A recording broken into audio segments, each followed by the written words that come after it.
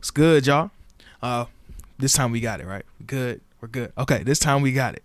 Welcome back to the Cozy Corner, man. We're your hosts here, Cozy Boy Don, Kenny Mack in the building, and we got a special guest today, man. Shout out to my boy. Go ahead and introduce yourself, my guy. What's up, y'all? Some of y'all know me as the Great Patriots. Some of y'all might know me as Chill Calvin. Some of y'all might just know me as Calvin. Either way, it's all the same person. Y'all, hey, only the real know that one. Only the real know that one. But it's all the same. I'm the same person, man. Been in sports, doing sports production and stuff for the better part, about a third of my life. Went to North Carolina Central, did that. Did some stuff with the Mystics, with Duke, UNC. Like I've been at March Madness, been in the MEAC tournament, been into a lot of crazy events, and now I'm here in Atlanta, in Georgia.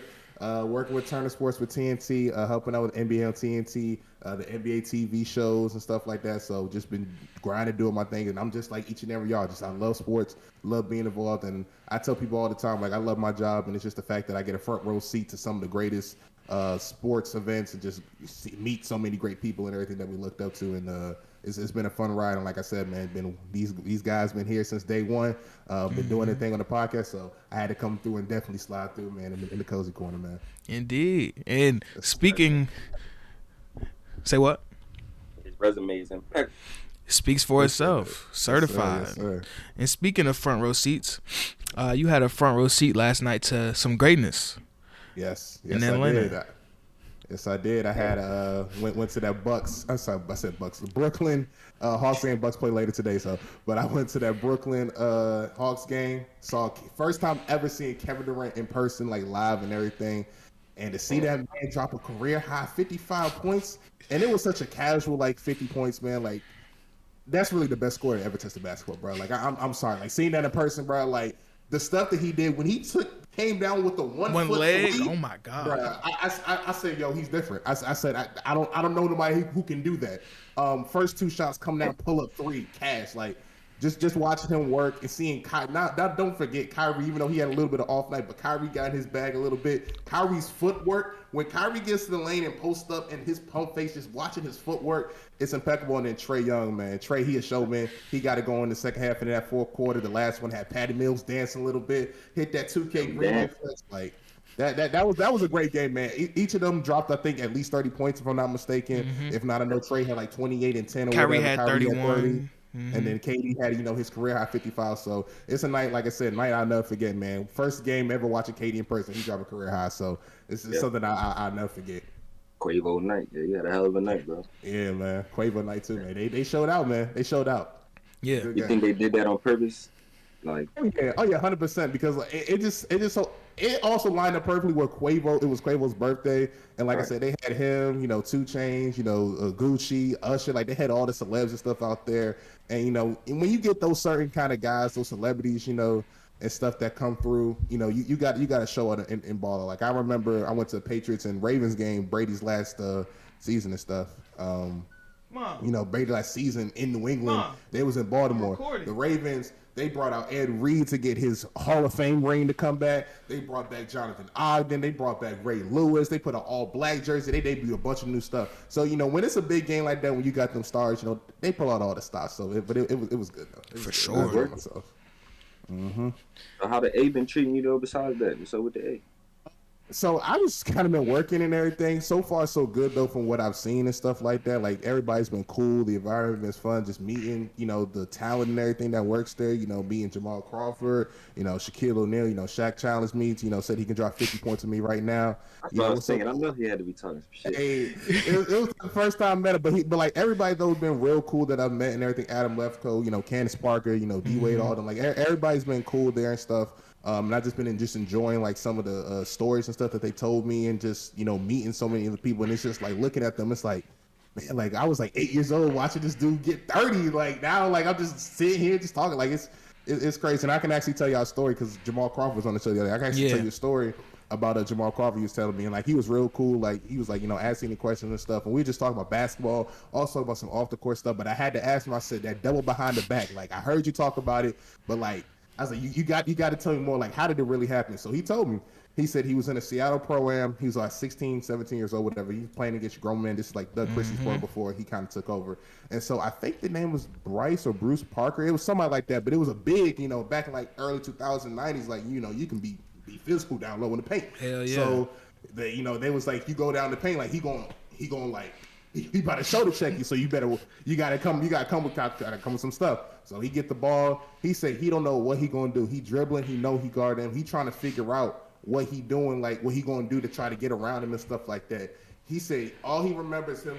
He don't remember nothing. He pretty much blacked out. Yeah. And he said all he remembers is the dude was all the way over there at the bench. He's like, I'm not even exaggerating. He was all the way over there at the bench. Went in, laid it up. He said he went so fast he actually hit his head on the wall or whatever.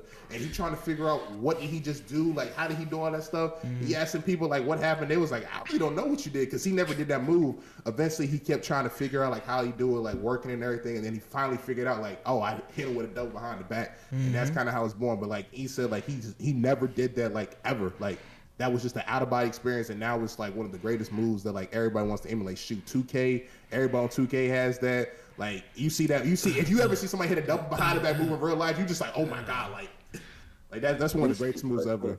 Yeah, just instincts. And then he talked about it too. Like he has 10 moves that he never showed anybody like in the All-Star game. Like, and I gotta see at least one of those moves. I need to ask someone I gotta see at least one of those moves. I gotta see what's up. So, but like I said, everybody's been cool there at Turner and stuff. I love it there. I love my old job too. Like it was nothing wrong with that. But just working there at Turner, just seeing some of those guys, and like I said, talking to D Wade and Shaq, I'm just really just like, yo, like we grew up watching them drop 40, 50, like their greatest moments, bro. And it just, it's been fun. So, but again, happy to be here, and hopefully one of these days I can take y'all boys down there, and y'all can be over on the ride as me too. Indeed. But speaking of last night, we're gonna get into the Final Four, man. Final Four. Do we need to discuss the first game? Because the first game was kind of like, Kansas got out on Villanova a little bit, and Ochai Agbaji was dominant. David McCormick was dominant. My boy Chris Brown got some dunks in, started talking his shit. And Nova was just unfortunately undermanned, and undersized. So, yeah, I was about to say, yeah. Undersized. Kansas, they had a better game plan too. So, they just dominated. Do you think Bud being hurt had a lot to do with that blowout? Not blowout, but yeah, I think so. Yeah, he had a little bit to do with it, but like quietly, Kansas has been consistently one of the best teams in the country the entire season. But quietly though, because all the hype was for Duke, Auburn, Kentucky. I still hate them boys for losing that game. But but it's just like all the other teams, like even like all the Big Ten teams, like Purdue had all the attention. Everybody else had the attention besides Kansas. Baylor had more attention than Kansas, and they were both number 1 seeds. So, Hey man, they got a good program over there. They got some guys coming next year. They got the National Player of the Year coming in next year, Grady Dick. Shooter, he's like that. He can shoot, and he kind of reminds me of Christian Brown, number 2, the dude on the team now. It's not just because they're both white, okay? It's not. They both can shoot the ball. Grady Dick's a little bit bigger than him. I think he's like 6'7", 6'8". Christian Brown's like 6'4", 6'5". But they both can really shoot the ball. He can attack the rim, high IQ, and they got some guys coming over there. Duke got the number 1 recruiting class coming in next season, and Arkansas got number 2. So there's gonna be some bump, hella bump. But the main event, the big time. UNC Duke lived up to the hype, and UNC came out with the dub. And I gotta give my flowers to my boy Kenny Mack, because at the beginning part of the season, after UNC lost to Purdue and it wasn't really that close, I think I said they weren't gonna make the tournament. And you believed in them boys, and your guy Caleb Love stepped up big time in the second half. He's playing himself into a draft pick, like off of this tournament run, like multiple 20-point second halves, big shots, big layup. Oh my God, he was getting busy, boy. Hey, putting St. Louis on the map. St. Louis finna have another league player with Bradley Beal, Jason Tatum. Ooh, that boy cold. Yeah, like sneaky Bradley Beal. If you got not Bradley Beal, Damian Lillard. He got a little Dame game. He's definitely, been showing out and everything. Like, I know a little bit about him, throughout the season, but hey, they say March Madness is where you can make your name and play yourself, like you said, play yourself to a draft pick. So, and the good thing too about him playing his way is I don't know if he's going to be like a lottery, pick type thing, but I think it's going to be good for him because he's going to have that championship pedigree, he can go to a contending team where, again, he's like about 20 years old, 20, 21 years old, so he's not a fresh, young kid and everything. So he can go to a championship contending team, maybe like a Brooklyn, maybe potentially a Maverick, somebody who needs extra guard play or whatever, come off the bench and can provide. I mean, shoot, he could be somebody like a Jordan Poole or whatever, where he comes in with the Warriors and just fits in perfectly because he don't have to be the face, he don't have to be that guy, but he can still get you, good 12, 15, 17 points a game. So, hey, Caleb Love, man, playing himself into a good situation, and that's what it is about these draft picks, too, good situations. But I like this game. I'm really becoming a fan of him over this March Madness. Like, I'm really becoming a fan. And Duke, hey, I saw witness with KD, man, and then I also came home and saw witness with Coach K's last game, man. I mean, let me ask y'all this: where do y'all rank Coach K in terms of coaching in basketball in general? Like, is he the all GOAT? time? No, I wouldn't say he's the GOAT. He's definitely like top 5 for me because you still got to remember like the people before us, like all the stories you hear about like John Wooden and some of the other coaches like Popovich. You still got Phil Jackson, despite all the BS he did in New York, but he still had all of that kind of stuff. But he's definitely top 3, top 5, I would say, all time. Yeah, I agree. Yeah, I agree with that, man. You think he gonna pull a Brady? Nah, he's done. He's done. He's done. I think he made this decision, and I think COVID kind of sped it up for him too, where he was like, it's all about family, and that's all he's talked about too. Is like, family. Like, spend time with my wife, and I don't want to basically coach, until it comes that day. So I think he's 100% sure. And again, I don't think he's going to be totally done with Duke. Like, he just won't be doing all the on the court recruiting stuff, but he definitely will probably be a consultant. Look at Roy Williams. Like, you tell me Roy Williams don't do anything with UNC. Like, he's just still always there. He's at all the games. He's still consulting. So Coach K probably in that same role where he's not gonna have to deal with the stress of coaching and all that stuff. But hey, he still got the mass smile. So when John Shire come and take over, like, Coach K text him, call him, shoot. Coach K could show up to a random practice and probably coach a practice. He probably show up to a random practice and coach him, and everybody gonna just look and just be like, huh. Better listen to what he say. Yeah.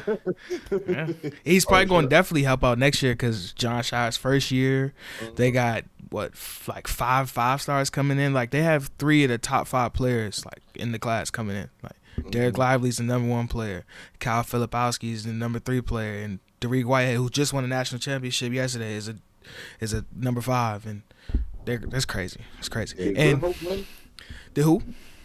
Good Hope or New Hope? No, they lost to Montverde too. The girls won too. Montverde girls and boys won the national championship yesterday. Like a couple minutes left. Yeah. And before we move on, I want to give my flowers to Steve Smith, the coach Steve Smith from Oak Hill. His last game was on Thursday when they lost to Link. 37 years at Oak Hill. 37 years at Oak Hill, bro. Finally retiring. Hey, man, you gotta give your flowers to the ghost of the game. Even not at the professional level, he put a lot of people on. You think Carmelo's, Josh Smith, KD, Rondo, Freddie Cherry, like, just think about all the NBA players that he's coached, bro. Like, you could literally take like the 15 best players, have them on a team, and I guarantee you they probably win 50, 60 games in the NBA. Like, you take him and Kevin Boyle, because Kevin Boyle, before he was at Montverde, he was coaching Kyrie, Michael Kidd-Gilchrist, all them people from New Jersey, New York. He was coaching them at Patriots School and all that. So, legends of the game, real legends of the game. Also, too, we talk about giving flowers. I also got to give my flowers to Hubert Davis, because I remember when he got signed from the Roy Williams thing, everybody was looking at him like, why are you doing him? I know you're a former player. Like, he don't got that much coaching experience to all this stuff, and he's taking that team who a lot of people didn't, believe in, and he's taking them to the national championship in his first year. I didn't think they was going to be this good, but like, what I'm saying, like, I was like, I was like, they'll probably, win the first round, maybe get bounced second, or if they don't get bounced in the second round, they'll get bounced like the Sweet 16 or something. But hey, got into the national championship, beat Duke, and it's a credit to UNC too. They had adversity all year, like that Purdue game. It built them for this moment right Wake here. Forest, they lost to Wake Forest by like 20 in January on the road. It's like, Wake Forest, They cool. That was probably Wake Forest's best win of the year. But damn, man, hey. Mm-hmm. Wake Forest should have been in the tournament. They disrespected them. Yeah. Wake Forest was solid. I think so. I think so too. But that's a whole nother story for another day with the NCAA committee. But UNC got that squad though. They got some boys. Hey, shout out to Armando. Shout out to Brady Manick. Mondo had a big game. He had like 11 and 21 rebounds, bro. Shout out to the area. We still producing, man. You know what I'm saying? Don't play with us. Jeremy Roach. Trevor Keels had a big game. Shout out to the area, man. Don't play with us, man. Mark Williams. Hey, bro. Mark Williams. Oh, man. If he didn't get in foul trouble, that would have been a whole different game. Because Mark Williams, in the beginning of that game, was a monster. Blocking shots, following up with big time. He was a monster. But switching over from the men's to the women's. Tonight, we got the national champ. Oh, shit. Almost forgot. National championship predictions. Kansas, UNC. Who y'all got? Oh, man. This is tough. You know, Kansas got size. You know, UNC got a little bit of size too that can kind of match with them better than Villanova did, and plus too, they're kind of 100% healthy. Mm-hmm. Right now, it just feels. It is funny too. The Roy Williams retirement tour comes down to Kansas, UNC, the two teams that he coached. So how fitting! Like I swear, I just told somebody Vince McMahon is the head of the NCAA during WrestleMania week 2. Like it's no way Vince McMahon was running this joint. He had this plan for a year, but I'm gonna roll with UNC, man. It's one of those things where it kind of feels like just destiny's meant to happen. Mm-hmm. They've been through a lot, but like you said earlier, Kansas has been producing quietly all year. But the things that UNC has overcome, you know, beating the 1 seed, you know, then being the 2 seed, all that stuff. Like they beat all the blue bloods. Like if you think about it, they had to go through UCLA. Well, they got to go through Baylor, UCLA. Who was it? St. Peter's, and they had to beat Duke. It's kind of like those 4 games is tough, and they had to yeah. Those are some tough games, especially beating UCLA, Duke, and like come on, man. Yeah, that's a tough road. That's a tough road, man. Coming from an AC to the national championship, it's kind of like I don't know. The only other AC to win that championship was UConn with Kimba. So yeah, I think I just saw yesterday they were saying Villanova. They were like an AC. Oh yeah, in 20 I think it was 2016 when they beat North Carolina. Oh yeah, it's in the 80s, the 90s. Oh no, it's when they beat Patrick Ewing and Georgetown and them. Yeah, I do remember that. I was about to say the Chris Jenkins. They was like first. They was like a top 2, top 3 seed. I remember that game. That was crazy. The whole North Carolina was going crazy. But yeah. Now, let me ask you this before we move on though. Mm-hmm. If you Roy Williams, who we sided with? You gotta go. You gotta go with USC. You got to. You've been with him the whole time. It would be different if he was at the Kansas game with the Kansas checker mask and shit. Nah, he's got to rock with UNC. He's more well known as the coach of UNC than Kansas anyway. But Kenny, who you got in this game? UNC. All right, I'm gonna go with Kansas. I don't know. They've been rolling, and Remy Martin is going to be the key for Kansas if they want to break the game open because they're almost damn near even everywhere else. Like Ochai Baji matches up with Leaky Black, Christian Brown matches up with Caleb Love, Armando Bacot and David McCormick, Mitch Lightfoot and Brady Manick. They're evenly matched, and I feel like Remy Martin with his experience and the way he's been playing the tournament, he's probably going to break that game open for Kansas. I'm going with Kansas. That's exactly why I went opposite. Like you said, I think it's going to come down to the guards. Remy Martin versus Caleb Love. Or R.J. Davis? Yeah. No, R.J. Davis. But my boy, what's his name? Dwayne Harris Jr. or Dante, what's his name? I'm pretty sure it's Dwayne. Yeah, Dwayne, he out there. And like you said, Chris Brown. So he got some guards. Hell yeah. I'm going to have to go on UNC on it. All right. Yeah. All right. No. So, speaking of national championships, we got the national championship for the women's NCAA tournament today, UConn and South Carolina. But speaking of those games, before the other games, did y'all see Diana Taurasi and Sue Bird on ESPN doing like the simulcast? Bro, I watched that during the game. This shit was so hilarious, bro. So hilarious. Bill Walton was on there. Steph Curry was on there. And Diana Taurasi is funny as hell. She was talking about how all these kids in college they had trainers and shit like that. This is how cold she is. She was like, in college I wasn't doing nothing besides hooping, eating cheeseburgers, and drinking beer, and she was still giving everybody 50. Like I think like the whole Manning cast stuff and this stuff. I like watching the game like this. Like maybe if you were more invested in the pure basketball, like if you're a team with that person, not a fan of. But like I wish like ESPN or just networks in general did more stuff like this because like I enjoy it. And it also depends on who you have on there and everything entertaining. But like watching that, like seeing the clips of that stuff with Tarasi, Sue Bird, and all them, like hey, it made it more entertaining for me. But already I like do all want to them. say one thing: watching it, if you watch it live, it kind of throws you off because the way they did it, because Sue and Diana were there, but the guests that they had on were obviously remote, so it was a delay between them talking and then them, and then they at some points they were watching the game, at some points they weren't, and then they're at the game, so they're ahead, and there's a delay and all this other kind of stuff. So it's the little things that's kind of screwy with it, but I like it. I don't love it per se. I don't love the Manicast. I hated the Manicast because I just wanted to watch the game. But in certain situations with certain personalities, like Super and Diana Taurasi is funny as shit. So them two, their dynamic is cool. With me, I like their dynamic as being like people that are talking about the game and just talking to people because they're just cool as hell. Yeah, I enjoy the Manicast. Man, to me, it depended on the game though. Like if it was like a game that I was really invested in, I would watch like the regular broadcast. But the Manicast is cool. But it would all depend on the guest though, because sometimes like I think when Saban was on there, he might not know like the technology with the delay and all that stuff. But like when they had like Marshawn on there, Brady, guys, Pat McAfee, guys who have personality, who understand that stuff. Like that made the Manicast good. So it all depends on the guest and everything. But that whole Diana Taurasi joint, that joint was funny. But The length of the coxer is impressive. That shit was funny as hell.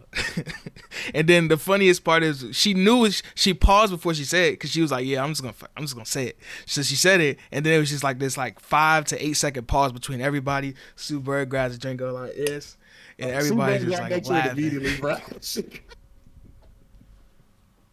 Fool, that shit was insanely hilarious, bro. But I do have to keep it a buck. When the fourth quarter came of that UConn Stanford game, I did turn to the regular broadcast because I needed to lock in and really watch that. Hey man, Paige is a star. Shout out to AZ Fudd, area shit. You feel me? She was getting buckets out there. But I want to talk about Cameron Brink for Stanford. Cameron Brink she's insanely talented, bro. Like. Yeah. She's a sophomore. She's like 6'7", and she got guards because she can move. And her footwork in the post is insane because nobody could guard her in the post. And she really wanted to get a bucket because of her footwork. She would post up, and then her whatever foot she was going to turn to, she would take it and put it behind the person that was guarding her. So when she spin, you can't do shit. She just lay it up or hook that mug. She was insane. But speaking of the national championship game, who y'all got tonight? South Carolina or UConn? I'm going with South Carolina. South Carolina defense is crazy. Hey, Aaliyah Boston's a monster. I would say I'm a Dawn Staley. I love Dawn Staley. I love the way how she handles herself, and again how people. I don't understand why analysts and everybody be trying to go at her and all that stuff. But she be talking her stuff though. I like it. Like in the she a dog. When they played UNC. And they interviewed her in the third quarter, like what they gotta do. She was like, shoot, people can talk about how it is, but all I care about is the win. We win, that's all that matters right now. So we just gotta go out there. I was like, talk your stuff. Like, so I love her. And like you said, Aaliyah Boston, like 2020 machine, bro. She's dominant, a monster. She's a monster. Yeah, so it should be a good game. Now let me ask y'all this too. Y'all think the WNBA should change the draft requirements? No. You think this is fine with how you gotta wait your whole college career? The only reason why I say no is because there's less teams. Like there's only 12 teams. So if there's 30 teams, it's different because it's more roster spots. But when you have situations where the fourth pick from last year's draft got waived, it's like, okay, dude, like what are we doing? That happens a lot. Like because there's not that many roster spots and there's so many talented players, and it's like, okay, how do we make this work? So if they expand, then I'm all for it. But the way that it's formatted right now, no.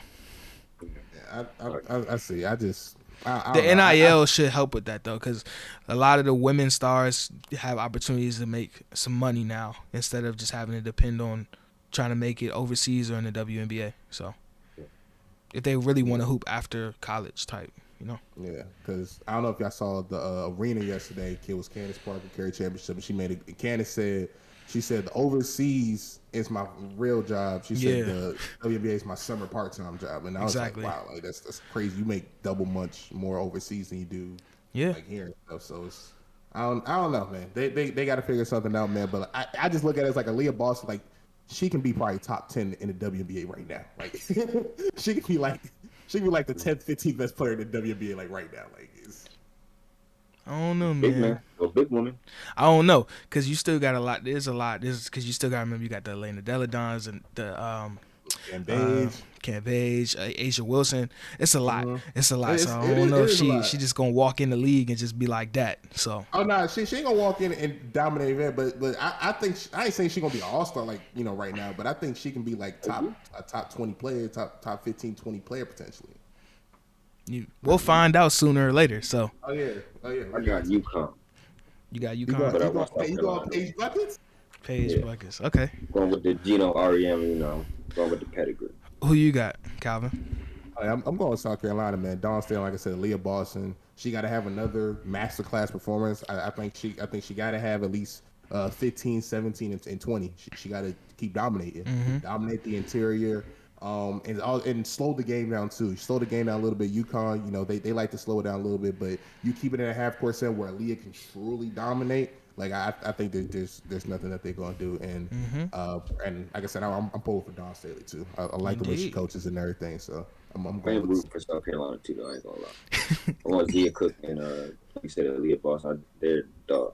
I'm just going with that. But what I know. You going with the championship? You going with the championship? Shit pedigree? pedigree. Yeah, you got it. Indeed. You know, UConn is insane. They made like 16 straight Final Fours. Yeah. That's And they just wild. knocked off the defending champ. That's wild. It's crazy.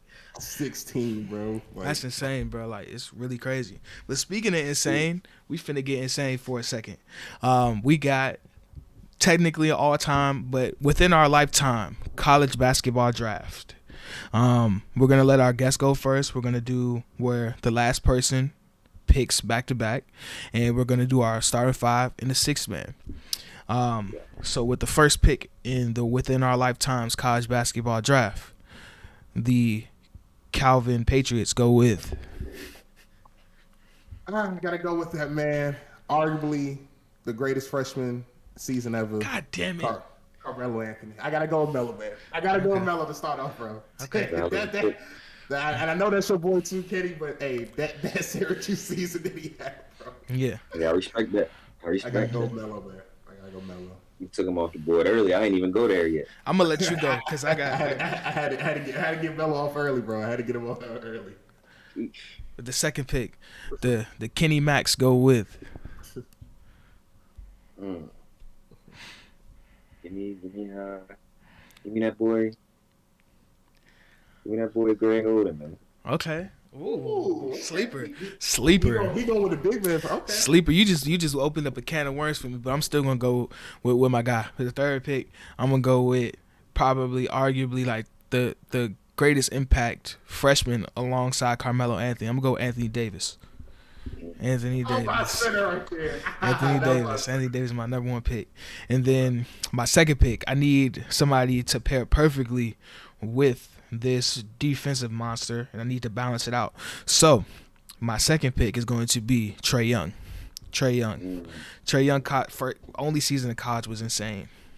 He had a 20-20 game as a freshman. So Trae Young is my second pick. Me, I'm gonna go to the New York legend, Kemba Walker. Okay. Pairing with him and Greg Oden. Okay. All right. So my pick, dang, I was gonna pick AD next, but it's all good. I need like I said, I need some offense. This guy, National Player of the Year, one of the most hated people to. Oh, he was on my short list too. Ooh. I gotta go with JJ Redick. I need a shooter. I need a sniper. I need a sniper. So I need Melo and JJ. That's a tough two. That's a and I'm actually gonna pick my sixth man right now. I'm actually gonna pick my sixth Okay. man. He's not gonna be starting, but I need a guy who's gonna come off the bench and give me buckets. And we talk about freshman seasons. He got one of the best freshman seasons too. from the water, man. Michael Beasley, dog. I gotta go Michael Beasley, man. I need Mike Beasley off the bench, bro. God damn it. God damn it. I can play him at the 4. I was going to put him next to AD. On God. I was going to put him next to AD on God. I need Mike Beasley off the bench. I need him off the bench ready because he can play the 4, the 3, or the 2. So God, I got J.A. Melo and Michael Beasley. I need my scores. I need That's my scores straight buckets right there. That's a whole lot of buckets right there. Give me some buckets, bro. That's what a whole lot of buckets. Okay. It's a lot, bro. You back on the clock, Kitty. Oh, man. Took 2 of my guys. I got 3 dudes that I want. I need some defense. 2 of them. So, I guess I got Grego and I don't need no defense. My paint solidified. Let me go. Shit. Let me go Kevin Durant. I gotta take him off the board. Okay. So that's he gonna be running my 4 though. Oh God. He really threw me off taking Michael Beasley, bro. Cause that's my guy. That's my guy. Pick. That's tough. Golly, bro. When you doing the snake draft, you gotta take you gotta take it. You got to get him off the board. Golly, bro. See, now I gotta dig deep in my bag now to try to figure out who I'm gonna pick to go next to Trae Young now, cause I had my starting 5 pegged. I was like, they're not thinking of Michael Beasley and JJ Redick, but my second guy is kind of like a sleeper. Not a sleeper. He was like a top 5 pick because of his college career. One of the more recent guys that was a killer coach. Gave multiple teams 40, led his team to the Elite 8. My 2 spot, I'm going to go with Buddy Hield. I need a hired gun. Oh, okay. Hired gun, Buddy Hield. That boy got them Oklahoma guys, huh? Indeed. Big Oklahoma backcourt. Oklahoma. That's tough. In my 6th man off the bench, I'm going to go with my guy D-Book. Oh. I need shooting to stay with what Calvin got over there with them shooters and what you got with Kemba and them. Yeah. Okay. That's my pick. Mm-hmm. I'll go. I need some defense. I need somebody that's gonna guard these Buddy Hills, these Trae Youngs, these who'd you grab at the point guard? Did you get a point guard yet, Calvin? I get a point guard yet. Mm-hmm. Okay. Hey, I need somebody that's gonna guard these guys. I got Marcus Smart at my 2. My 2. That's tough. I'm waiting on somebody to take one of the best point guards we've seen in our lifetime. I don't know. Calvin might take him, but I need shooting at my 1. That's all I'm going to say. That's all I'm going to say. Because you got shooting at 2, so it's kind of like, you know. But you know what's crazy is like I'm debating right now because I can either go shooting at the 1 or I can go with like facilitating and just speeding things up. Man, I'm not gonna go too much shooting. I need a guy who can run the floor a little bit. I know who he's gonna take. I know who you're gonna take. Who will take? Go ahead, say. I'll let you split. Is it? Yes. Okay, that's what I thought. Man. That's what I thought. I need John Wall at my point guard, man. I need John. I had a backup point guard just in case if I couldn't get JJ. But I gotta go John Wall because I got two scores that already. Speed is crazy. And I got another score of it, so I need John Wall. And at the center though. I really wanted AD. I really wanted AD. Like that was how I was going to kind of build my team. With him and Melo. But if I can't go AD, I know who. I got it now. Go ahead. I'm gonna go. If I can't get AD, because the center really got to be defense. Let me go ahead and get Joakim Noah. Let me get Noah. Let me get Noah. 2-time champion too. And let me get some championship pedigree and let me get some more championship pedigree in there. I got Melo. You know, I got JJ who been doing it, man. Let me go ahead and get let me get Noah. So you got your 4. You got 4 out of 6. Kenny, who's your 4th guy? I got 5 out of. I got 5 out of. You got 5. Yeah, my bad. Yeah. Okay. I'm gonna go. I didn't think y'all was gonna take him, but I had a feeling y'all might. This is a sneaky guy. So he's gonna be my 3 to end out my starting 5. I'm gonna go with the young guy Jason Tatum. Okay. At my 3. Okay. And my last 2 picks is gonna be defense and defense only. At the 3, I'm gonna go with Mikal Bridges. And at the 4, I'm gonna go with Al Horford because I need defense. So it was between him and Corey Brewer. So I was Corey Brewer kind of lighting the tail. So I need somebody to kind of hold me down low. We gonna dominate the offensive rebounds and we gonna block hella shots and we can shoot the skin off the ball. So That's The that. Gators are in the building. That's my 6. So everybody's gonna name their 6. I'll let you go first, Calvin, and then you Kenny, and then I'll name my 6. So I got one more pick, right? Mm-hmm. Yep. All right. So I'm actually gonna call an audible because nobody picked this person, and now that I got John Wall, I'm gonna put Michael Beasley as my starting power forward because I had a power forward in mind, but now my 6th man. We talk about some of the greatest shooters in college history. Before Steph, everybody wanted this person. I gotta go Jimmer Fredette. Let me get Jimmer. It's Jimmer time. Let me get him off the bench. I had him potentially as my point guard if I couldn't get JJ, but the way everything working out, man, I'm bringing Jimmer Fredette off the bench. We're gonna start Michael Beasley at the 4. So, yeah, man. So at my starting 5 is going to be John Wall at the point. I'm going to have JJ Redick at the 2, Carmelo at the 3, Michael Beasley at the 4. That's a whole lot of Joe buckets. Noah at the 5, and then I got Jimmer Fredette off the bench. That's a whole lot of buckets. That's a lot of buckets. I got nothing but buckets, bro. Who was your 2 again, bro? JJ. JJ Redick. We got buckets, bro. We scoring. Y'all running up and down.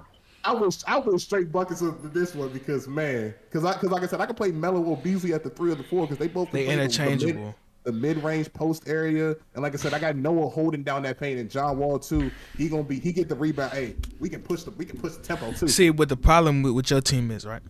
You know what I'm saying? If you come in the paint, everything in the paint getting exterminated against my team. I ain't gonna hold you. Everything in the paint is exterminated. AD is arguably the best shot blocker in college basketball history. Al Horford holding that hoe down too, a part of one of those down there. So you gonna need JJ Redick and Michael Beasley and Melo to put up some jumpers. You ain't getting to the paint on my team. Yeah. Oh yeah, 100%. Yeah, that's what I'm saying. We gonna be straight mid range work. We're gonna have to have them come outside the paint and then maybe get some backdoor cuts. But again, we gonna have JJ Redick that can spread the floor, and if we need to, I'll bring Jimmer Fredette off the bench instead of John Wall and have 2 shooters out there spreading the floor. And I'm gonna stick Mikal on him, and he ain't gonna do nothing. Yeah, okay. Yeah. You better guard him as soon as they touch the ball on the other side of the court because as soon as they cause half, that ain't going up. Who you think John Wall staying with Trae Young and his shiftiness pulling from half?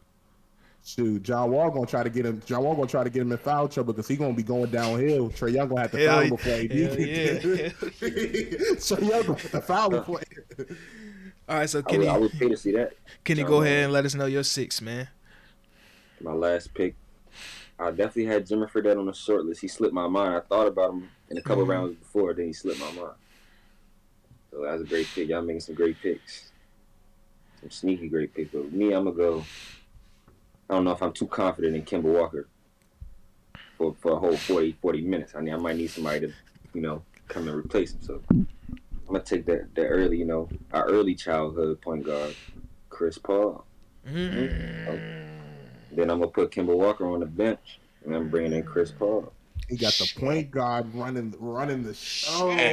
Indeed, so now my starting 5, I got Chris Paul. Who my 2?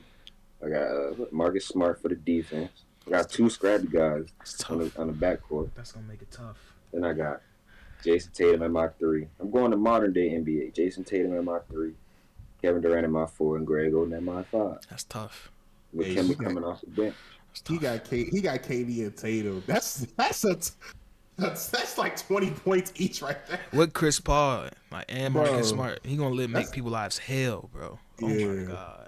Oh my That's god. That's tough right there, bro. And then my 6, you know what I'm saying? Got the boy Trae Young at the 1, Buddy Hield at the 2, Mikal at the 3, Al at the 4, AD at the 5, and D-Book off the bench. I might start D-Book. Hell, I'm gonna start D-Book and put Buddy Hield coming off the bench. Cause Book a dog, and he gonna go at Marcus Smart. He gonna go at JJ Redick and try to bust their ass. So, y'all down below in the comments, vote who you got as who's gonna win between these 3 teams. And we got some quick good ass teams, bro. Tough. All 3 of these teams is crazy, bro. Tough. And there's so many more just great players. Like if you really wanted to cheat, we left Steph. We didn't even say Steph, bro. We didn't even say Steph, bro. Like there's so many other great players. We didn't, even though this technically was outside of our lifetime, you still got great players like AI. AI was killing in college. Oh my god. Hey, we even say it's like people like Tyler Hansborough. He was cooking in college, bro. Ty Lawson. Like that whole UNC team was a dog. shoot, you could have picked. Zion was cooking a little bit. Ooh, college. no, I should have put Zion at the 4. I just thought about that as soon as I said that. I was Zion like, next to AD is OC. that would have been. That's Y'all would OC. have. I ain't gonna lie. You would have sent everything. Y'all would have been sending everything to the crowd. Yeah. A lot of lobs. Yo, okay. So bruh, so many great players. Jordan Farmar, sleeper. It's a whole lot of sleepers, bro. Oh my God, Jordan Farmar, bro. Jeff Teague was a killer in college. Steve Francis. Ooh. Trey Burke was a dog at Michigan. Peyton Siva. Hey, Peyton Louisville. Siva was a dog at Louisville, bro. Terrence Williams was a dog at Louisville too. Come on now. Ben McLemore was nice at Kansas. Thomas Robinson. Come on, man. Salazar was cold at Ohio State. Evan Turner. Mike Conley. Come on, man. Come on, man. Hey, I got a question. What's up? We just talked a little about. We brought UNC back up. Man, this UNC Duke rivalry. Did this shit just get even realer? Like, yeah, that was the crescendo. That was the crescendo, bro. That's like, you know what I'm saying? Like, the only thing that can like touch that in basketball is like Lakers Celtics. That's pretty much it.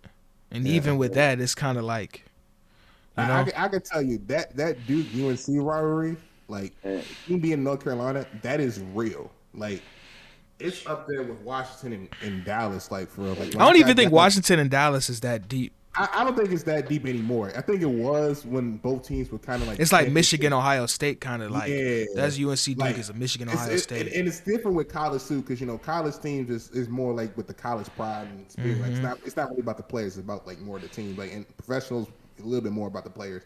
But like, I got down there was like, "What side are you when UNC Duke?" I was like, "Shit." I don't know. I just watch basketball. It's like I pick a side. I eventually just sided with Duke because I just like Duke players like Tatum and Kyrie more. Like, they got more in their bag than them. And I always said that too. UNC got better college players than Duke. Like, they're better typically in college, but when they go to the next level, Duke players just wash them. Wash them. So yeah, but they do got MJ though and Vince Carter. I mean, they got some. Don't get me wrong. They got some people. they got some people in their bag though. But shoot, Duke had. Oh, he wasn't that lifetime. But yo, that would have been tough if I could have included him. I would have had him running my one low key. Who? Grant Hill.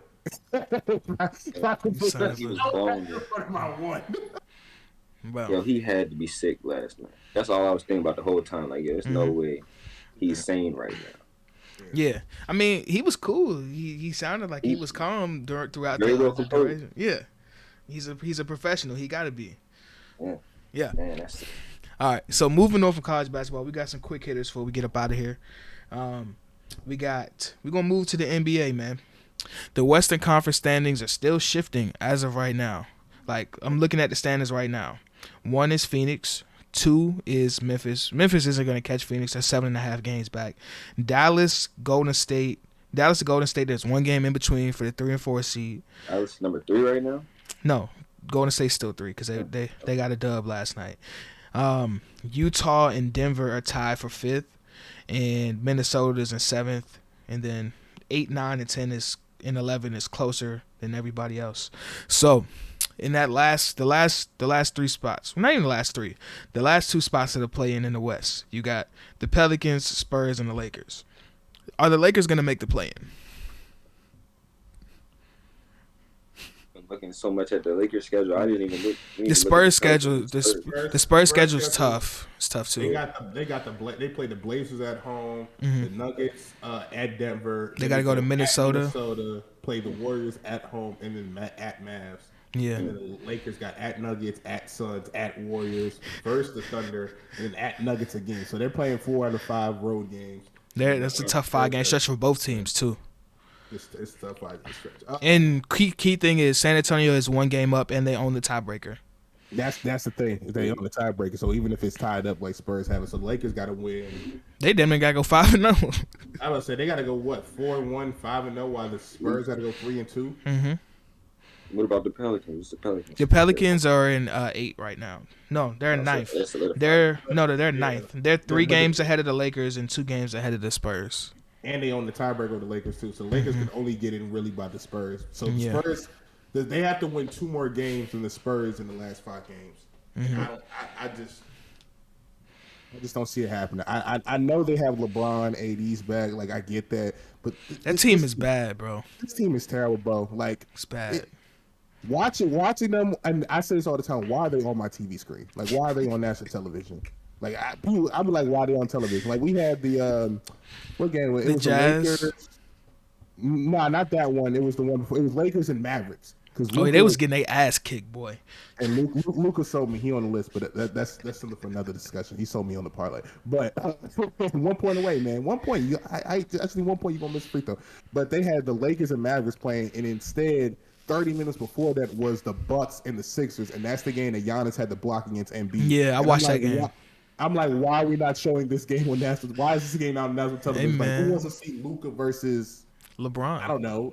And before, but I know, but before you ain't know until the day of, and it's kind of too late at that point, right? Sure, even if LeBron was playing, I still rather see the Giannis and Embiid, yeah. I'd rather see that than two or three MVP candidates. So, yeah. But the Lakers are bad. Then watching them against the Pelicans when CJ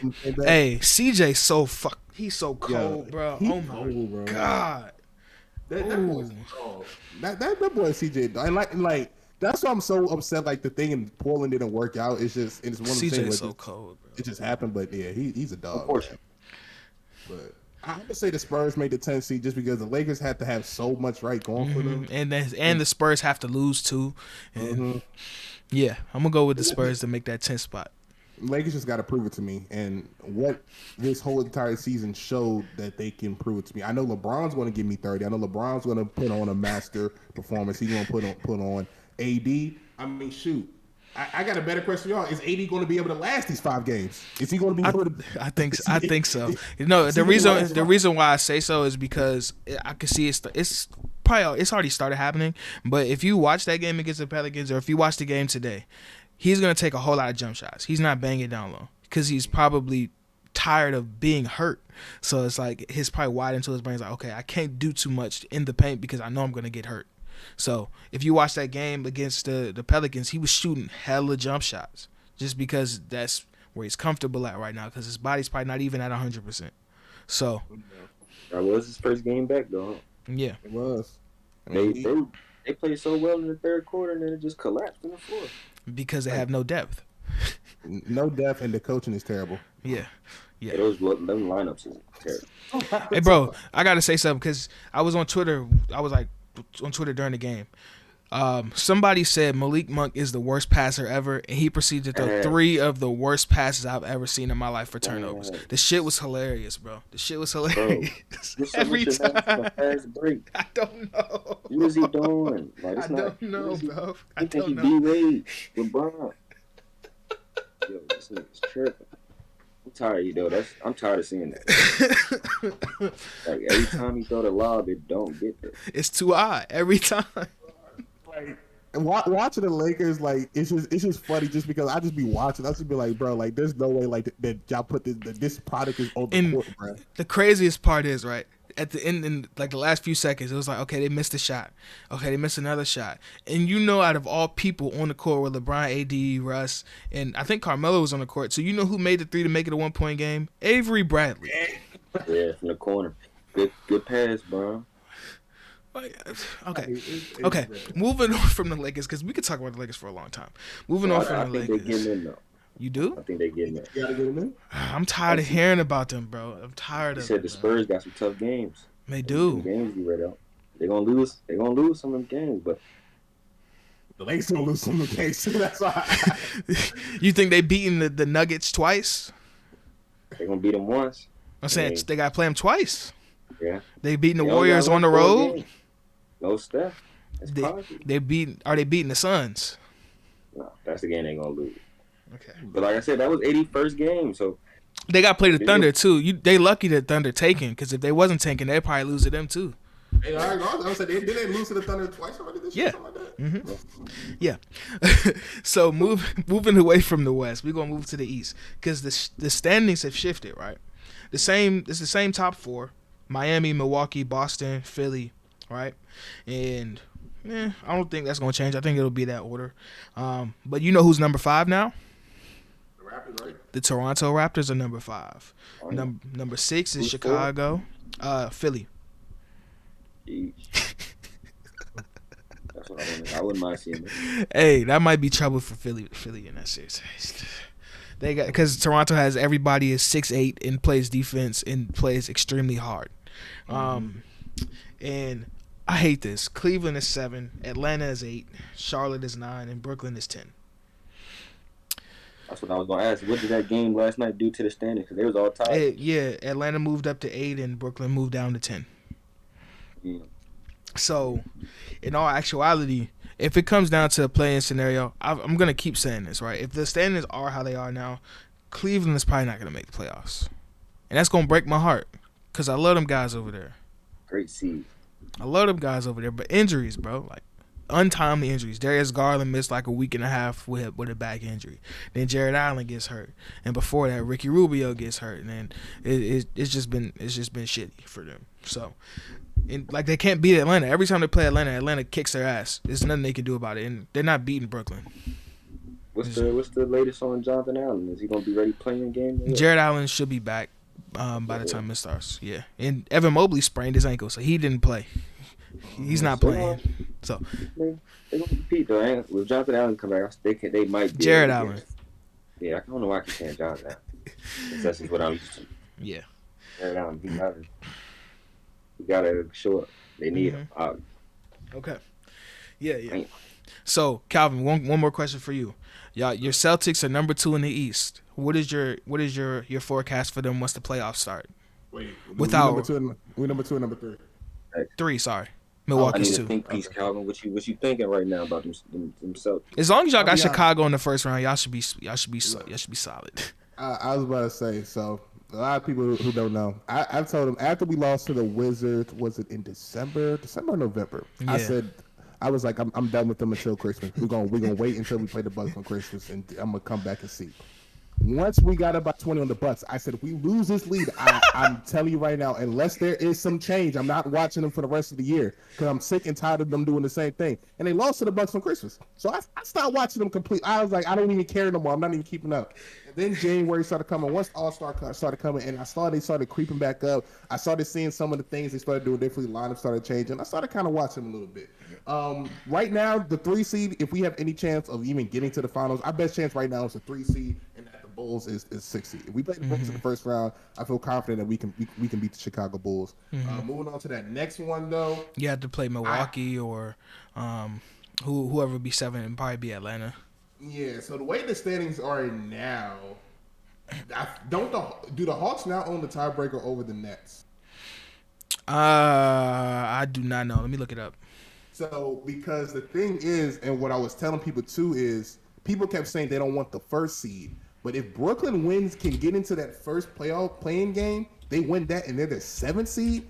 Now the 2 seed gonna have to face Brooklyn. So you really don't want to be 1 or 2 because Brooklyn can be 7 or 8. So being the 3rd seed, I like us. If Brooklyn is the 8th seed, then I like us beating. I'm sorry, I don't like if Brooklyn's the 8th seed and the Bucks are the 2 seed. We're losing to Milwaukee. I don't know. Milwaukee got our number. We don't have nothing that we can do with Giannis, especially if Robert Williams ain't coming back 100%.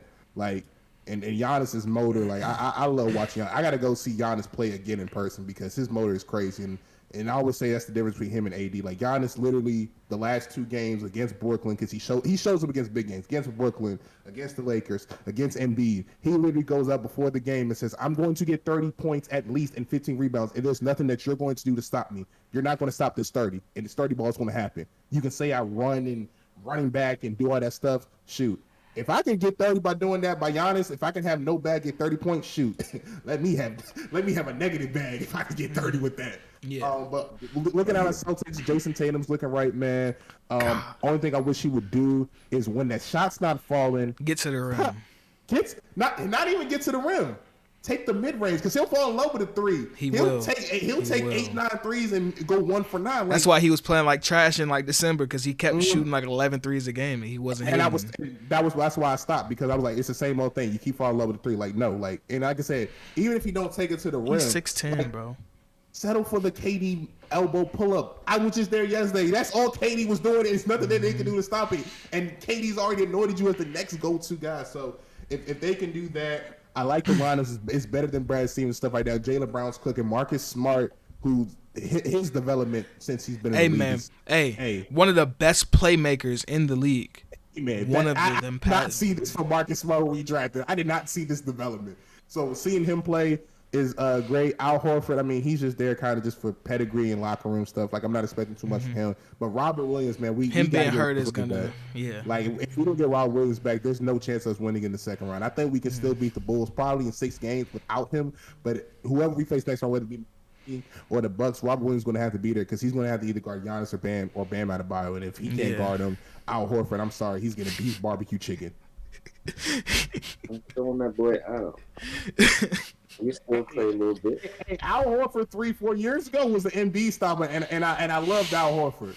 But Al Horford now, like, he'll give you a few defensive plays. He's not going to lock you down. But. That's what I'm saying. He'll give you a few, but the game has changed. These dudes got better, and Embiid be cooking them. When I saw Embiid was cooking, I said, "Oh Lord, bro, Embiid is a problem, bro." And okay, so I got a question. This is for everybody. Mm-hmm. How far is Philly gonna go in the playoffs? What they lined up with right now? The second seed? 4. For the Raptors. They can get through that series, but it's probably gonna be 7 because the Raptors are tough. They're so tough, and they're deeper than the Sixers. Sixers run like 6-7 deep, and that's it. And the 6 and 7 ain't really reliable. If you can tell me James Harden can give me 30 points a game, I'll have them go into the conference finals. So, question: do you think he can do? You think he can average 30 going up against a rotation of Scotty Barnes, Fred VanVleet, Gary Trent Jr., and the list goes on and on for the Raptors that have like a whole bunch of bodies that they can throw at him? And Nick Nurse is a defensive-minded coach. Not that series. I think he can get away not scoring 30 that series. It's the next series that he has to score 30. Yeah, if they were to play Miami, or if they were to have to play Milwaukee. If Milwaukee gets to 1, because they're a game and a half back of 1. Yeah. So if they have to play Miami, if they play Miami, I think they can get Miami for sure. I think they can get Miami. It's gonna be tough because like it's gonna be tough. Joel Embiid gonna get here, so I'm not worried about that. But can Tobias Harris give me 15, 18 consistently? Efficiently too. It's Tyrese Maxey. Like, we seen him cooking. Hey, the playoffs is different. Can you give me 12, 15? I need them big shots like you had like in the regular season. Them big shots going to be a little different because now we're going to be in a half-court setting. And that's another thing, too, I've noticed with James Harden is once we get slower, when the game starts slowing down a little bit, he's still nice, but it ain't the same. It ain't the same. And that's what happens in the playoffs. It slows down. And also, I think he hurt, and he got to lose some weight, too. But that's just me. Yeah. So, if you can tell me Harden can give me an efficient 28, 30 points a game against the Heat, then I'll say they go to the conference finals. But as of right now, once they made that trade, I always said Philly's a next year team. Mm-hmm. So just the same thing I thought with Brooklyn. Brooklyn is a next year team when they get Ben back and everything like that too. So I got them losing the second round. They should, if it stands right now, they lose the second round. If everything stands right now, they lose the second round. Who's guarding Joel Embiid though? For Miami or for Toronto? Toronto. Nobody. That's why I'm not. That's why I didn't say nothing about Embiid. I said Harden. Embiid gonna get 40. Ain't nobody checking him. Ain't nobody checking him. And B gonna win the series by himself against the Raptors. So I'm like, I'm not worried about this. I'm not. I'm worried about Harden in that series, bro. Because they ain't nobody dealing with that, bro. The only person that can deal with that, I don't think anybody can deal with that, bro. 1-on-1 at all. It's the skill and the size. Like, there's nothing you can do with that. Nothing you can do with it at all. He's averaging. I'm playing right now. If they play the Raptors first, 35. He's averaging 30. I was about to say 30. He's averaging 35 in 14 that series. 35 and 14, and he's going to shoot 52% from the field. And he's going to get to the free throw line 12 times a game.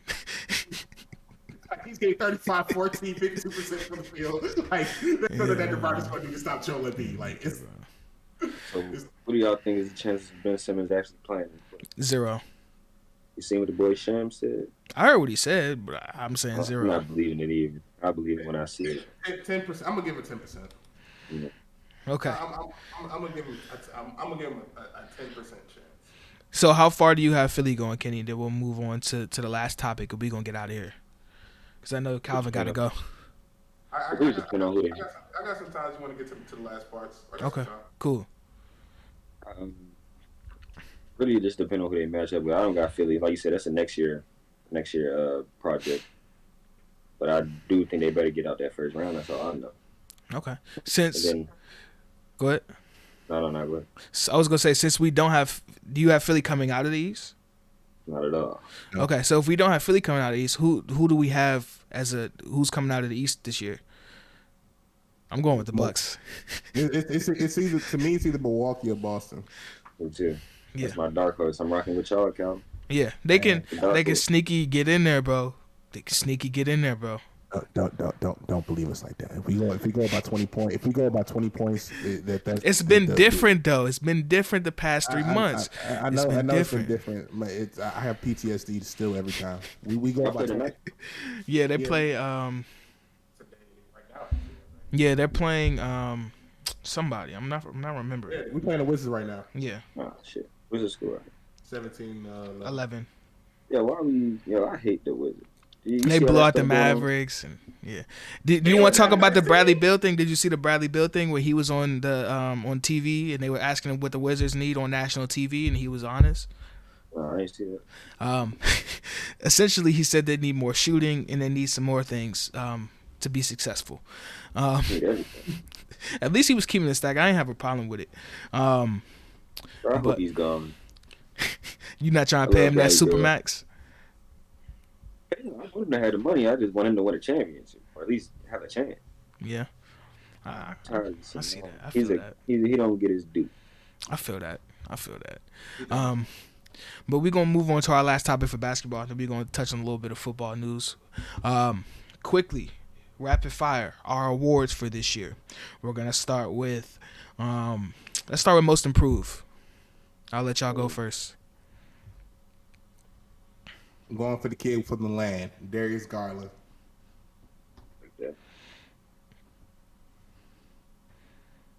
It's tough. It's a couple people that you could pick. That's what I'm saying. I'm gonna go with Darius Garland though. It's like 3 or 4 people honestly that I could have picked from. Facts. I might be tripping. I'm gonna say I might be tripping, but this might be a long shot. Boy, JP, Jordan Poole. Hey, that was one of the guys I was thinking of. Look. Video coming soon, man. JP, did you see that move he just made up out of nowhere against the Wizards where he just threw the ball between his own legs and that's okay. Right. Yeah, that's shit. That's nasty. He's insane. Jamal Crawford would appreciate that right there. Baby Maul, bro. Like, for real. Like, come on, bro. For me, I'm going to go with my guy DeJounte Murray. Just because he's had, like, the biggest statistical leap, and they have the chance to get into the play-in and possibly make the playoffs, and he was an all-star this year. Him and Darius Garland are probably the top 2, though. Did he win that before? Mm-mm. He won. He was an all-NBA defense in, like, 2018. But other than that, no. Yeah. Those everybody who we named was, like, the top 3, and then the other person I was thinking of was Bridges. Miles Bridges. Yeah. Or even he's gonna take off with that. But they see the whole point. They may give it to Ja, but I don't think Ja should be in that conversation because he was already at the level of these guys that they are right now. He's surpassed them. He's on the other tier after them. Or before I think Ja missed too many games for me. If he played the whole year, then I can see that. But he's missed too many games for me personally. Okay. 6th man of the year. I think it's pretty easy. Tyler Hero. Yeah, easy. Yeah. Okay. This one's gonna be the most interesting one outside of the MVP. Coach of the year. I'm gonna go with Taylor Jenkins. I have to. I'm agreeing. It's either him or JB. It's like JB Bickerstaff. I'm agreeing with you, and I can't go because that's the coach of the he coached the Cavs, right? Yeah. The only reason why I can't go JB is because they could potentially not be in the playoffs. That is true. The way that they're sliding down. And but even with that though, it's kind of like. But I feel you on that. I definitely feel you, but also too, not having your best player and you like 18, 19, and 2. 20 and 2. Yeah. Hey, yeah. You got it. Yeah, I definitely got it. Shout out to boy Ime Udoka. Yeah, shout out to Yeah, E-Man. and he's up there too. He's probably third for me. Who you got, Kenny? Who'd you say? You said Taylor? I don't know who else I give it to. You gotta give it to him. You can give it to Monty Williams if you want to. True. Give it to Budenholzer. You can. Nah, I'm gonna give it to what's his name though. You said his name Taylor Jenkins. Yeah. Yeah, he's certified. Okay. That grit and grind mentality. Mm-hmm. Facts. And the last one, MVP. This has been the toughest one. It continues to change every day. Who do you guys have as the MVP? This is very tough. Like, you literally say it changes every day. And the thing I hate about MVP is I get they making a big spectacle with all the awards. Why are we waiting till the end of the season? Yeah, bro. I It's just loved annoying, it bro. when the first round of the playoffs. You got the trophy, you hold it up. in front of you. Like, come on, man. Like, it means so much more. It meant so. I would never forget seeing Kobe Bryant get his only MVP, and in the first round of the series, just holding that trophy up right in front of the crowd and everything. Like, I would never forget watching that. So, like, he rose too. Yes. He rose, Yes. bro. Yes. Come on now. But MVP though, it changes. And they vote like they're voting for MVP like right now too. So the season within the next 2 weeks, like season don't be like. I'm gonna go Jokic though, man. Yeah. It's also part biased because I love Jokic's game, but my reasoning for him is he hasn't had his second or third best player The whole on his team season, for the damn near. whole season, and it's been carrying them on their back. You could, like I said, you could say JoJo shoot. Giannis, low key, Bro. man. Bro, Giannis is so wild, bro. I'm gonna go Joker though. I'm going Joker though. But like those three though, like if any of those three, Embiid, I wouldn't be Jokic, mad at all. Like, hey, I wouldn't be mad. Yeah. Me, I'm gonna have to. I feel crazy, bro. I've been saying Jokic all season. Like, if it was 365 days, 360, I've been saying yo. But after that last performance by Giannis against Brooklyn, Hey, bro. that back 3 for the win, past Kareem Abdul-Jabbar. I mean, this dude is ridiculous. He's insane, bro. Like, he's like Shaq evolved. Like, Literally. He's the baddest dude on the planet. bro, is he the best player in the league? Despite not winning MVP, is he the best player in the league? Yeah, and that's what I'm saying. I might have to give it to him just because he might be the best player in the league. You know where Giannis is at right now, and like if you say he is, I'm not mad.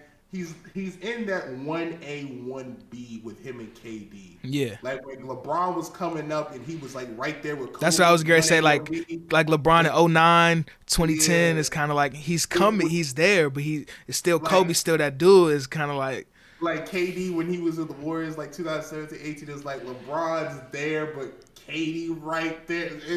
It's a 1A 1B for me. I gotta go Giannis and KD 1A 1B. Facts. If you say Giannis the best player, though, like I'm not gonna be mad at you. Yeah. For me, I'm going with Joker. You know, he's been, even with JoJo being consistent the whole season. It's just like, he's had to do more, man. He's had to do more just because like. It's so tough.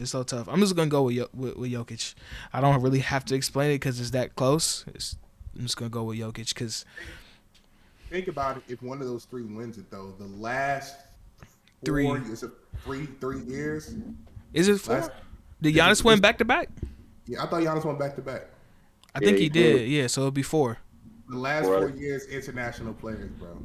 Yeah. And don't forget bigs Luka, too. And they're bigs too. And then don't forget too, Luka's probably 4th or 5th if you have him or Tatum. So like the international game, bro, is changed, bro. Like, and I do want to say one thing about the MVP thing because I was talking to somebody last night. I was like, there's 3 Final Fours that I want to go to. The men's, the women's, and the EuroLeague Final Four. Because Devin Williams, 10,000 Hours in the Lab, he went to the Final Four in 2017, and he made a video about it.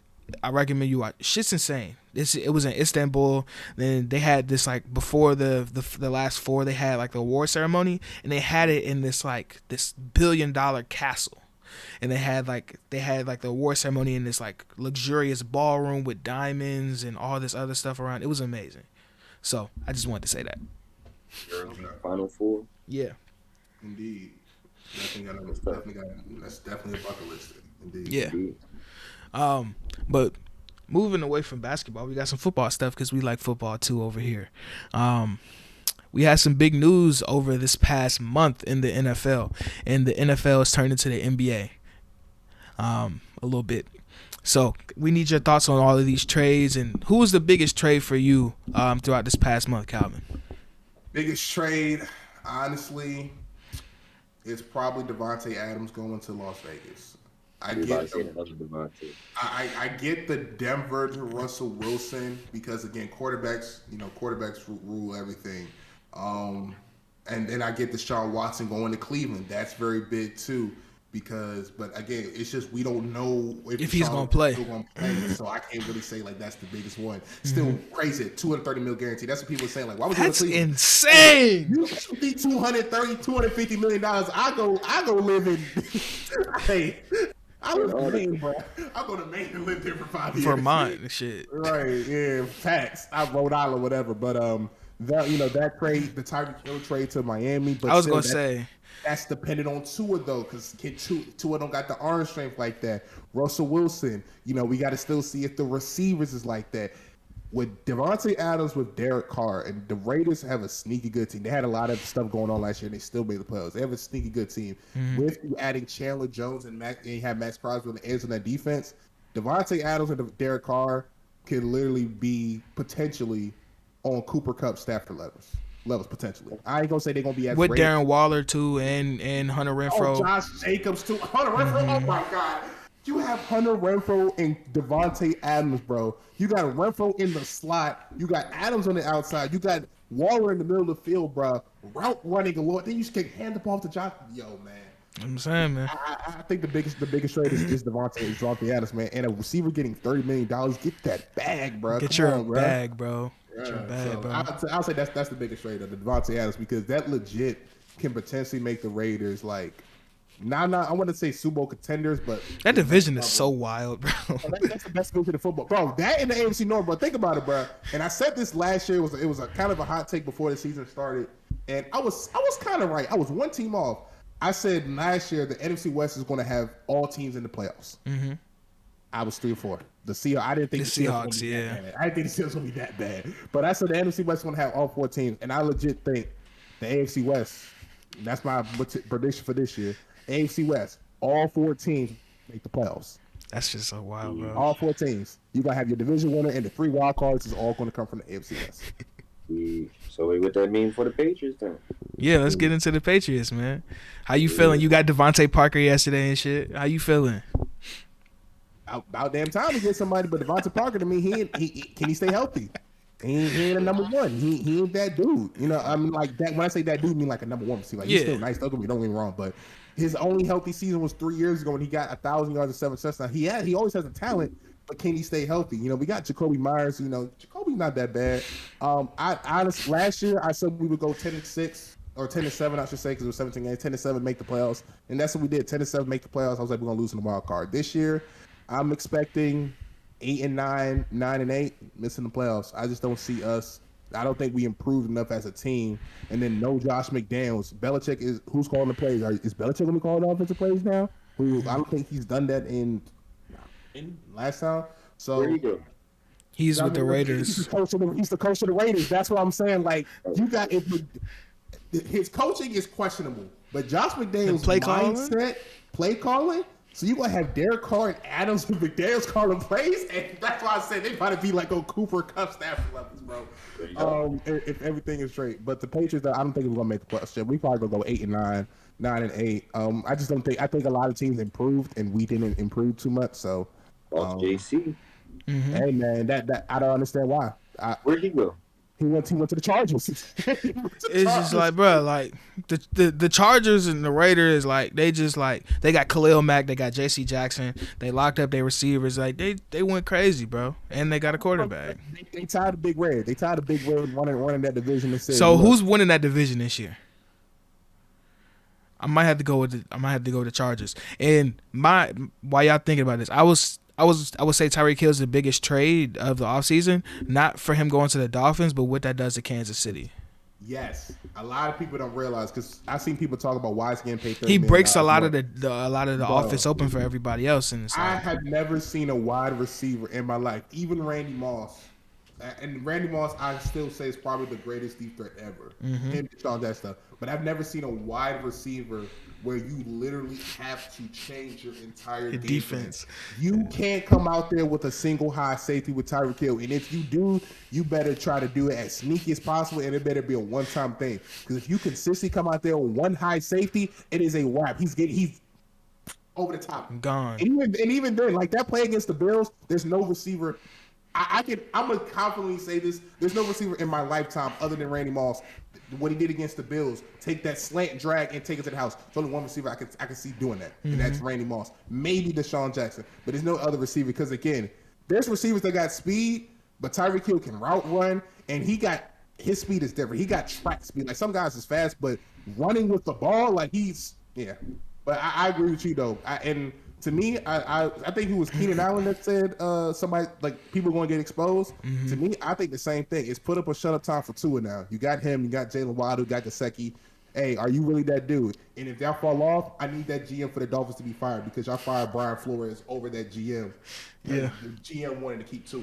So if Tua don't cut the goods this year, hey, GM got to go, and Tua's not that dude. And what do you define by cutting the goods though? Like what does that look like? Does that mean they make the playoffs? Does it mean he has a 5,000 yard season? What it was? You got to make the playoffs, and if you don't make the playoffs, you can't be the reason. Okay. So like let's say the offense because Brian Flores was a defensive coach. So and they brought in an offensive mind and they brought in an offensive minded head coach too. So let's say the offense is good and defense suffers. Well now okay, losing Brian Flores that has a lot to do with now you got to show your defense. So let's say like if the defense is still intact for the most part, they got the talent. Let's see if the scheme and stuff like that. So if the defense is not that good, then and Tua is playing phenomenal, then I can live with that. We just got to build on defense. But if Tua is the reason. Like, he can't get Tyreek Hill the ball down the field. Jalen Waddle the ball, yeah. Jalen Waddle can't get him the ball, and the offense is bad. Oh, yeah, that GM got to go. GM got to go, and Tua's got to go, too. You got to go, too. So, that's what I mean by cutting the goods with that. But yeah. You got a spot for Tua right here in the DMV if you want. Now, y'all got Arsenal, right? Y'all finna lose y'all owner in a second, boy. It's about time. I'm just saying. That's tough. I think to answer both of your questions, I'm rocking with the Chargers too, and I think, but also I don't know how confident I can say that because how many times the Chargers done they didn't sold. They just sold. Right. Then to answer your second question, I'll go with the boy Bobby Wagner. You know, I think that's a 2-time. I think they repeat next year off that. Do you think they getting Odell back? They did. Well, I don't know. Did they let Robert Woods go too? Didn't they? Or did they resign? They traded him. Yeah. Traded to the Titans, I think, if I'm not mistaken. Yeah, I think so. I think they can get him back. I mean, But he's not going to play anyway because he took So like that's why I think they really didn't sign him back because like what's the purpose of signing him back like right now because no team like he can't play. He's going to be like a training camp / mid-season signing because he's not going to be able to play for at least the first 6, 7, 8 weeks. So. He did get hurt in the last week possible. Huh? Yep. Man. It sucks though. I hated it. I'm glad he got his ring, but I hated it for him, bro. I hated it for him, bro. He's going to get paid this year too. He's going to get at least. He was tearing the Bengals defense up, bro. Oh my god, bro. It was so wild, bro. So wild, bro. Yeah. Bro. Yeah. So, we do have anything else we want to talk about? You got any shout outs, anything? Anybody before we get out of here? I got to talk about this overtime rule real quick, man. Oh, yeah. For sure. Playoff overtime rule change. Both teams have to have the ball now. What's your thoughts? Get in your bag. So, my thoughts on this. Stupid as hell. It's dumb. I like the NFL, and I get it. I understand why they did it. Money. Literally, more football, more ads, more money. I get that. I understand 100%. But let's break it down not from an NFL business side of it. I'm talking about the fan side who was complaining about this rule. So this whole stemmed from the Bills and Chiefs game where the Bills lost the coin toss and Josh Allen didn't get the ball and everything. Chiefs came down and scored. And everybody said, hey, the Bills won, the Chiefs came down and scored. Looking at the stats, in the playoffs, It's 10-1 for the team that they're 10-1. They win the coin toss 10 times, 10 and 11 times, 10 and 12, whatever the number is. They go down and win the game. So it's pretty obvious in the playoffs. Go total for the regular season, it's 86, and this includes that 10-1, 10-2 stat too. Mm-hmm. So take that out, you're looking at 76 and 66 and 10 for the regular season. So in the regular season, it works out perfectly fine because it's pretty much 50-50. In the playoffs, it's like guaranteed. Yeah. My whole thought process is this is the playoffs. We play 60 minutes of football. If you quote unquote care about player safety, why are we extending the game? Situation? Why are we extending the situation? If you want it, because they're trying to make the college rules because, again, more money, more stats, all that stuff. At that point, why don't you just say 7-minute quarter so we have a half 7 minutes, which is half of a quarter. Y'all got 7 more minutes to decide this. If you can't decide from there, then let's go to this coin toss, and then let's say first score wins. Because, again, now you had 67 minutes. If you can't decide after that, I'm sorry. Yeah. My whole thing about the rule, them going back and forth, because the very next week, the Chiefs got the coin toss again against the Bengals. The Bengals defense stepped up. This is my whole thing with the rules, because people say it's different. So let's say the rules happen for the Bills-Chiefs game, and your whole logic behind it, your whole thought process is Josh Allen didn't get a chance to respond. That's what everybody's saying. Chiefs come down, score a touchdown. Then what? Bills come down, score an extra point, and score a touchdown. So by the rules, now the Chiefs, if they come down and score again, now it's over. You're going to be saying the same thing. You're going to say the same exact thing. Josh Allen didn't respond. It's not ever going to be fair for both sides. You just got to step up and make a big play and get the ball back for your team. That's all. That's as simple as that. If you can't stop them, that's on you. You lost. You had a whole game to win the game, and you get this extra period. And if you don't make the most of it, that's on you. And so you got to score a touchdown and get the 2-point conversion. No, they get the ball back either way. You have to so it's one team gets the ball, they score, then the other team gets the ball and they score, and then it's sudden death. Yeah, so it is. What probably would happen though is the second team, like let's say the first team's like the Chiefs score a touchdown, kick an extra point. What probably would happen was the Bills, they'll probably go for two to try to win the game. To try to win the game there. Which, if that's the case, I would then make it a requirement to go for two. That team B has to go for two, but now it comes down to what if team A goes for two, they get it. Now, it turns to like mush, and it's like, what are we doing? They say they want to go back and forth like it's college, and again, I get it. More football, more ads, more money. I understand it from. But what did you add the extra game for if you want, That's what I'm saying. It's like my whole logic, my whole thing is the rules is tailored towards like being offensive. We can't keep bailing out these teams for not building a defense. That's why I had an argument with some people because they said some people was like every team should be played in a dome because they don't want weather to affect the game. And I was like, that makes because the whole Bills Patriots Monday night game when it was windy like crazy and the Patriots won because when are we gonna live in reality? Good Lord! Like I was like, so think about it. In January, Green Bay's fighting for home field advantage the entire season. It's January, it's -5 degrees, but we're in a dome. What's the point of home field advantage then? Like, what was the point of me fighting for this one seed if I can't get And it doesn't even matter because with Green Bay, San Francisco is from California, and they went in there in the snow and beat Green Bay in Green Bay. Because why? They can run the football. It's all about how you build your team. Like, again, and that's what I told him. I said, look, it's on the Bills for not building a team. You build a team in Buffalo, you know your weather. You better be able to run that football in Buffalo. Like, I don't care if the wind's going 20 miles per hour, Diggs open, the passes. I understand that stuff. But if you don't know how to run the football in the NFL, bro, you're not going to win. It's simple that. You got to be able to run the football. And again, too, as a quarterback, you got to make 2 to 3 plays, and that they didn't make. So the whole overtime rule was stupid. How they should settle it, and not people going to like this one, but to me, I like it because when it gets some people paid more money than they should. So overtime happens, 60 minutes plays. Coin toss. You can either choose to kick first or kick second, or you can choose what side of the field you're on. You got 2 teams.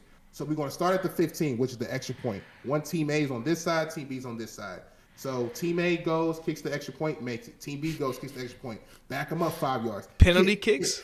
You keep going back. Now, if you block the kick and return it for a touchdown, you automatically win. But you got to keep going back and forth until we get to the 50. Once we get to the 50, we just flip the fields and keep going like that. What that does to me is get kickers pay more money because a guy like Justin Tucker now going to get paid $15-20 million because you're going to need a good kicker in a situation like that. The long snapper going to get paid $5-10 more million. The holder, need a punter, and the holder too. So that's what I'm saying. Like, to me, I like that because then now, and again, not a lot of people like it's outside the box, but it's crazy.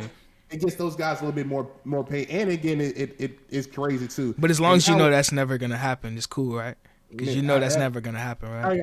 I know that's never gonna happen. But it's just the idea that's just thought outside the box. I just thought it'd be cool because a guy like Justin Tucker, who's like the best kicker in the league, like now it's like everybody says I don't like kickers until a kicker wins you the game. Like, says, or a punter. Like this shit is so important, bro. It's so important. Everything on the football field is important. Yeah. It's there for a reason. Yeah, I know that's not going to happen, but if it did happen, now you're going to be like, oh Lord, we in free agency now. Justin Tucker, he going to be like the top free agent because they going to be like, shoot. Hey, we gonna have to pay him $20 million. Yeah, he gonna pay him $20 million. So you gonna treat them like shooters in the NBA. You need shooting, boy. Facts. But I know that's not gonna happen. That was an off the wall thing, but that would never happen. But the fix to it, I think, though, was 7 minutes is a 7 minute quarter. After that, then let's just go sudden death. First score wins at once we get to that point because I wouldn't even say 7. I would say 5 minutes. Only why I say 7 just because that can give the other team a chance to score.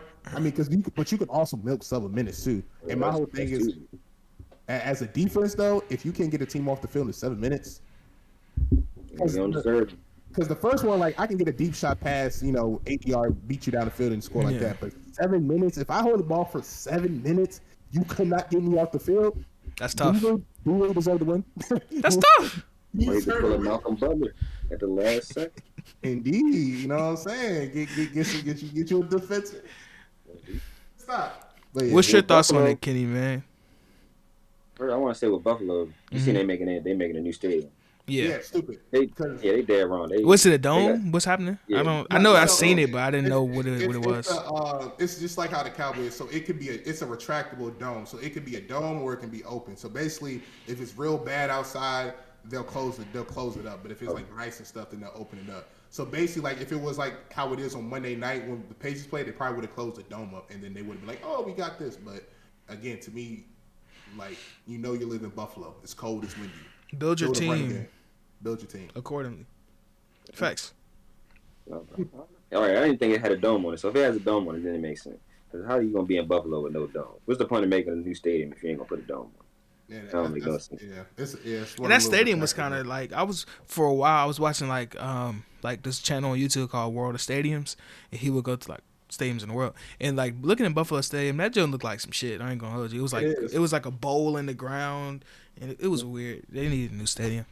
Yeah, but what I feel about the old time, I mean, we gotta take it back farther too, Calvin. Remember what Tom Brady did to Patrick Mahomes? He didn't give my man a chance to get the ball back. Stop. But that's really where it started at. You gotta get a stop. It's going. You keep moving the goalposts, bro. I remember that because everybody was saying that. They was like, I wish Pat Mahomes got it. And all I ever said, I told you, Kenny. I said, look, they had 3 3rd and 10s, 2 3rd and 10s in the 3rd and 9. And they couldn't get them off the field. They didn't deserve it. I'm sorry. Yeah. 3 3rd balls, and we ran the same play each time too. And you couldn't stop it. That's what Brady do, man. I don't really have too much of a feeling about it because at the end of the day, like you said, it's more football. So I can't complain about it. But like you said, I do think eventually we gotta put a little pressure on the defense. Mm-hmm. Yeah, you do. You have to it's a team game. It's not It's not just like a one player thing or a 1 unit team. It's 3 units. They all have to be in accordance to win a big time game. Let me ask you this because nobody's brought this up. People said they want a chance to respond. Perfect example. The Patriots-Falcons Super Bowl when we came back.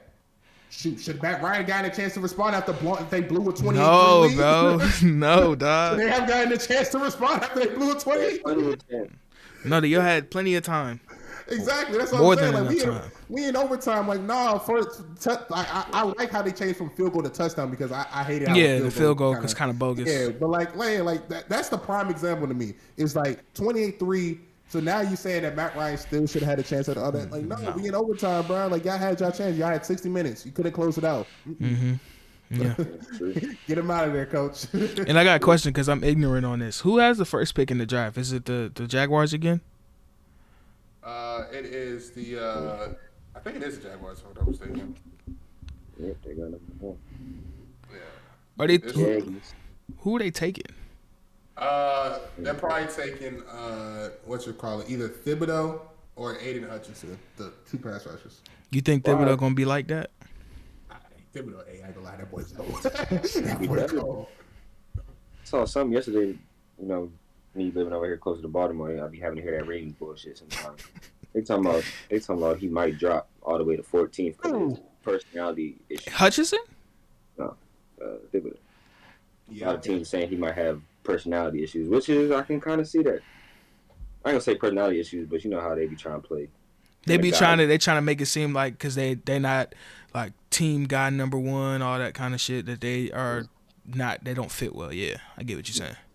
I ain't gonna be surprised if he does drop, because But I think he is though. He better at least go top 10. If he dropped all the way to 14, that's really ridiculous. Because there's a few mock drafts that I see that have him like at 14 to the Ravens, so I think that's where some of that comes into.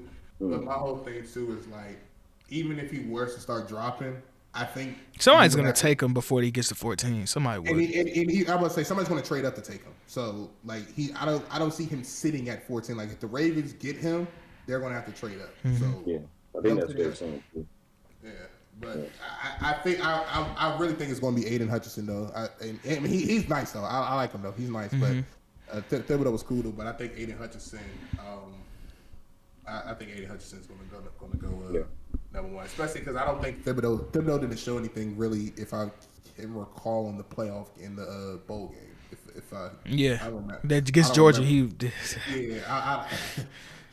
It was tough for him. He was getting a lot of doubles. He was That defensive tackle from Georgia, Jordan Davis. Yo, he ran a 4.8, right? Bro, 4.8 at 6'6", 340. All right, so this is gonna be the last thing before we get out of here. Who is y'all favorite first round draft prospect? I know mine. It's been my guy since like September. It's been the same guy. Yeah, NFL draft. You might as well say it first. I got a feeling you got Jamison Williams. Yeah, that's my guy. Shout out to the St. Louis boys. St. Louis putting on, ain't they?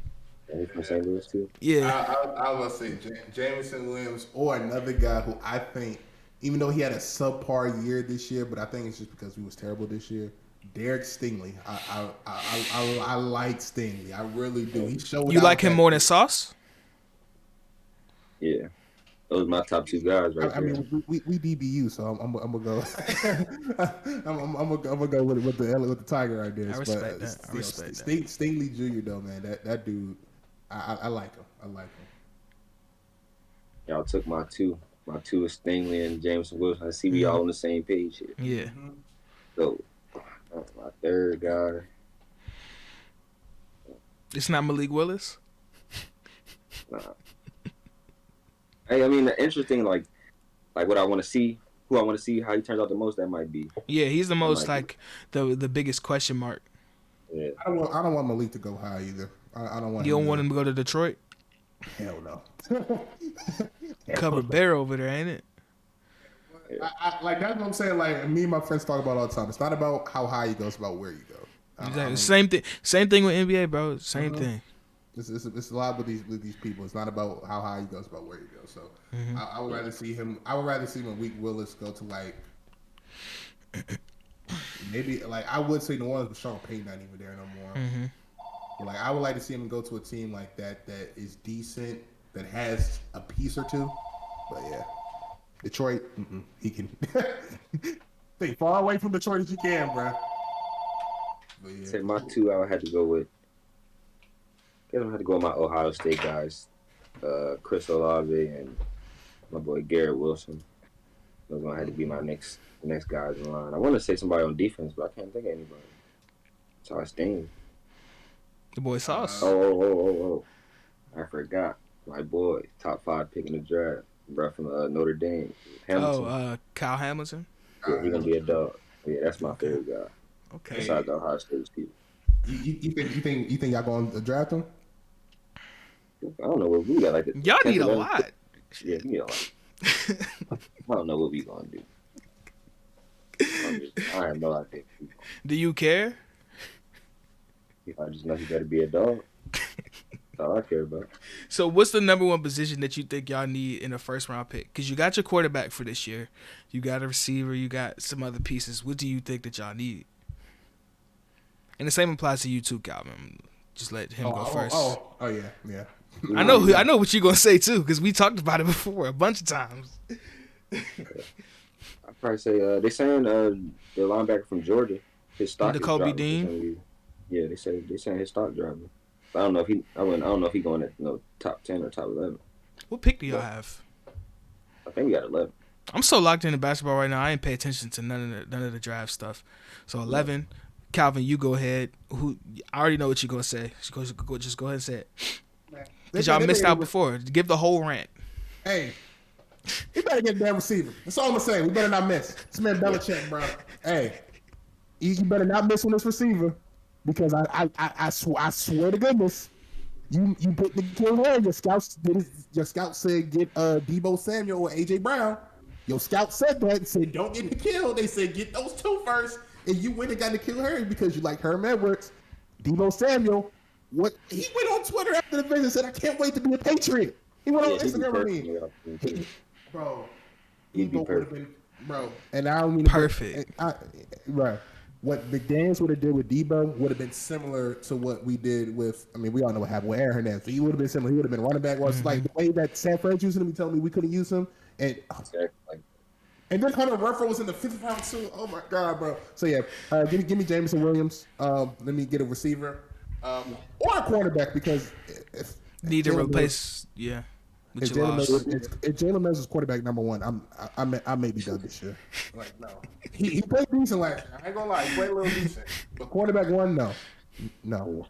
Just I think I gotta get James Williams. He should be there. Yeah, he should. So I'll take Jameson Williams. We gotta get a receiver. We gotta hit. Now we got Malcolm Butler back, but still, like no.